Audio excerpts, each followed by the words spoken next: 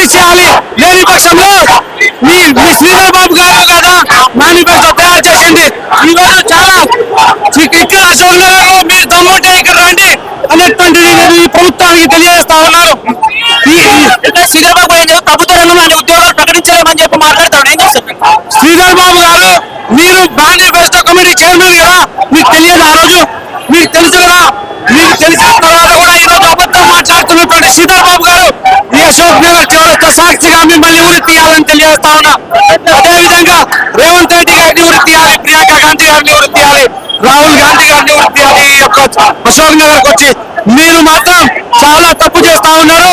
ఈ యొక్క job calendar ఇవ్వకపోతే ఖబర్దార్ అనేటువంటి తెలియజేస్తుంది. మా ప్రభుత్వంలో 70,000 ఉద్యోగాలు ఇచ్చాం కదా, ఏ ప్రభుత్వంలో ఇన్ని ఉద్యోగాలు ఇవ్వలేదని శ్రీధర్ బాబు మాట్లాడతాడు.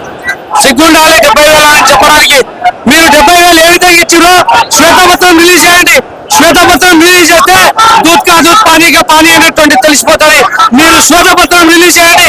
మీకు దమ్ముంటే శ్వేతపత్రం అని మాట్లాడేటువంటి మీరు ఖచ్చితంగా శ్వేతపత్రాన్ని రిలీజ్ చేసిన తర్వాతనే మాట్లాడాలనేటువంటి తెలియజేస్తా ఉన్నా.